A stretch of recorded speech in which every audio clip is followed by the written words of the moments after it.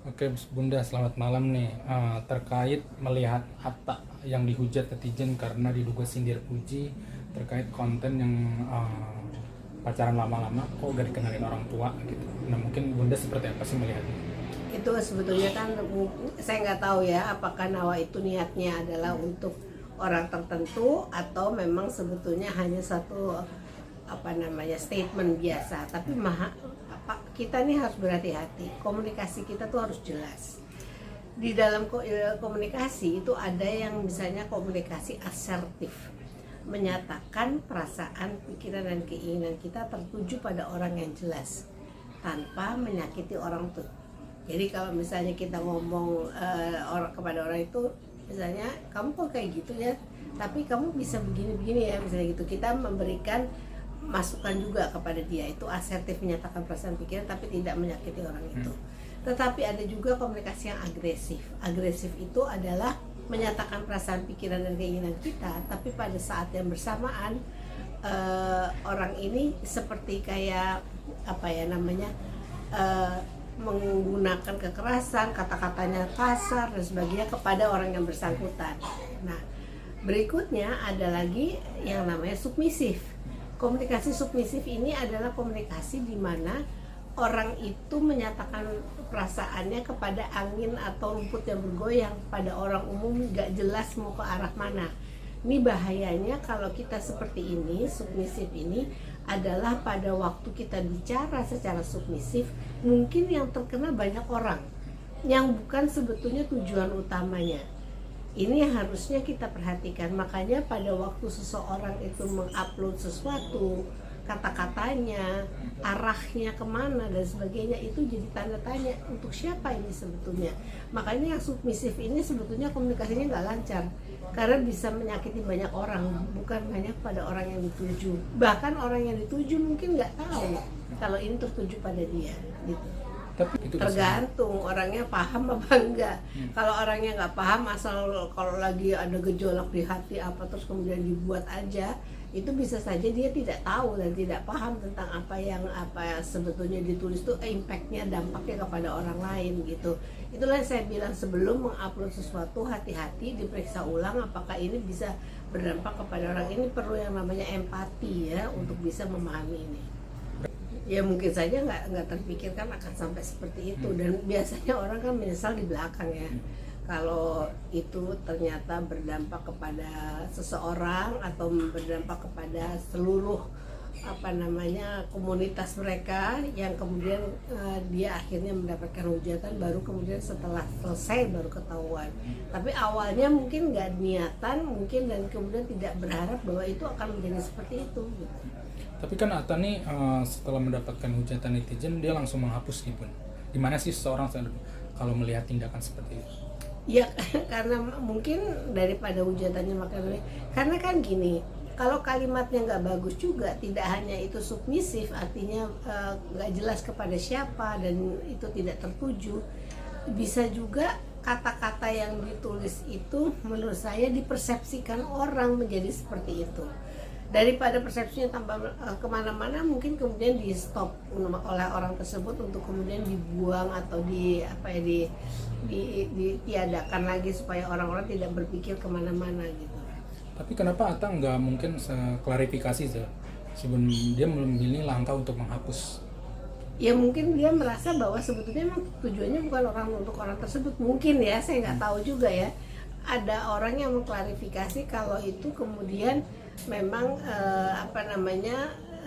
ibaratnya untuk membersihkan diri. Tapi kalaupun tidak klarifikasi, kalau itu sudah dihapus, artinya juga ada di dalam situ penyesalan kan pasti, kenapa saya mengupload hal tersebut gitu.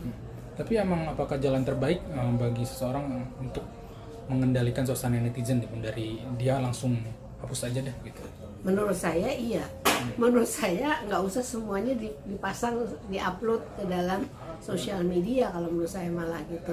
Karena itu yang tadi saya bilang, persepsi orang bisa macam-macam terhadap apa yang terjadi gitu.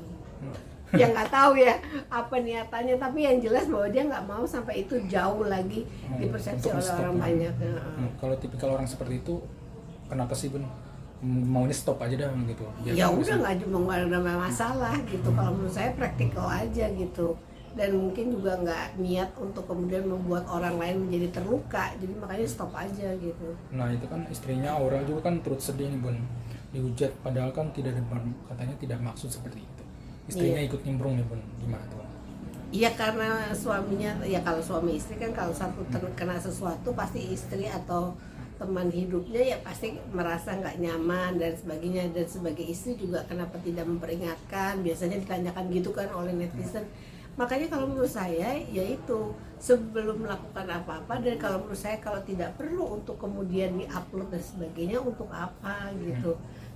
Tapi apakah mungkin Aurel juga ikut merasakan apa psikologis yang dia rasain gitu melihat suaminya langsung kayak gini gitu? Kalau menurut saya sih tergantung orang itu ya, dihujat kalau misalnya dia merasa bahwa saya nggak melakukan dan tenang-tenang aja, bisa hidupnya baik-baik aja.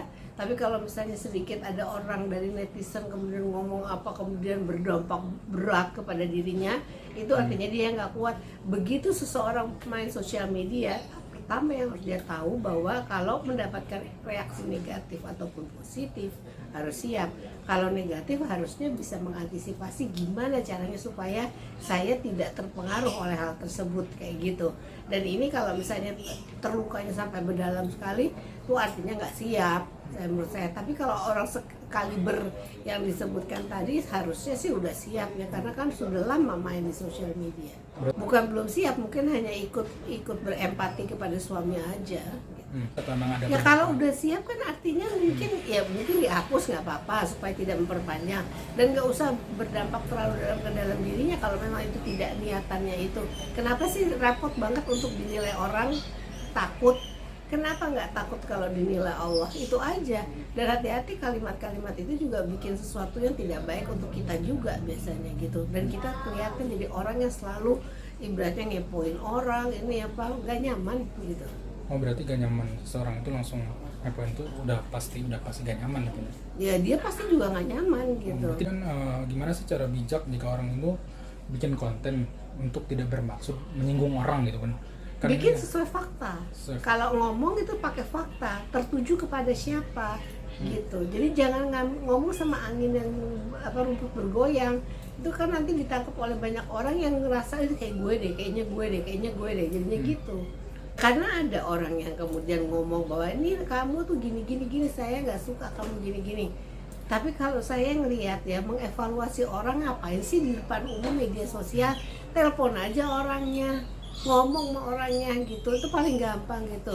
Kita itu harus berpikiran bijak. Ilmu dan teknologi itu berkembang, tetapi ada batasannya. Apa yang kita bisa omongin dan apa yang tidak. Kalau menurut saya sih seperti itu.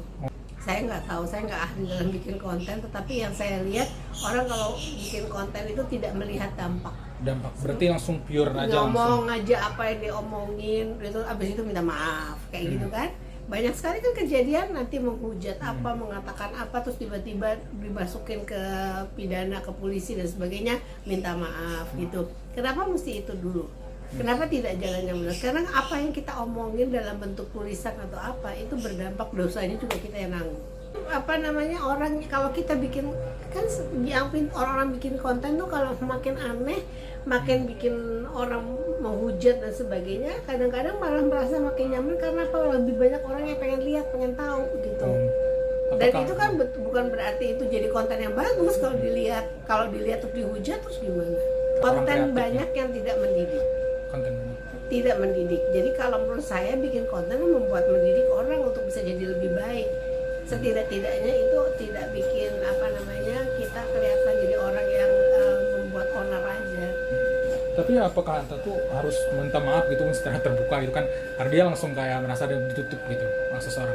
Kalau memungkinkan, tapi kalau minta maaf pasti tahu nggak itu memang tertuju pada itu. Kalau nggak ya sudah ditutup aja. Berarti kalau saya, tapi kan berarti kan ini proses belajar, harusnya lebih pinter dong berikutnya. Jangan seperti ini gegabah untuk masukin sesuatu tanpa pemikiran yang lebih jauh. Ya memang bisa aja kejadian, karena kan udah persepsinya udah banyak gitu. Kan yang salah yang awal mengupload. Kenapa diupload gitu loh? Yang kayak gini. Kalau nggak bermaksud, sebaiknya kalau menurut saya ya udah nggak usah diomongin gitu. yang hujat kan bukan dia, yang hujat kan orang lain. Yang mengupload kan hanya ngomongin sesuatu, tapi kemudian dipersepsi menjadi sesuatu yang lain, kemudian dihujat oleh orang-orang lain, netizen itu. Bikin jadi orang cerdas, jadi orang pintar. Kalau bikin sesuatu tuh dipikir impactnya apa, dampaknya apa ke orang lain. Dan yang menurut saya harus dipelajari adalah ilmu komunikasi. Gimana cara membuat komunikasi, jangan kemudian membuat orang jadi tidak merasa nyaman. Itu kalau tadi saya bilang kemampuan komunikasi yang submisif, yang kepada orang pada umumnya, yang kadang-kadang membuat lebih banyak orang yang jadi tidak nyaman dengan statement seperti itu. Kalau mau mendapatkan orang subscriber yang lebih banyak, kalau menurut saya cobalah bikin sesuatu yang menarik dari apa yang kita miliki dan nilainya harus positif.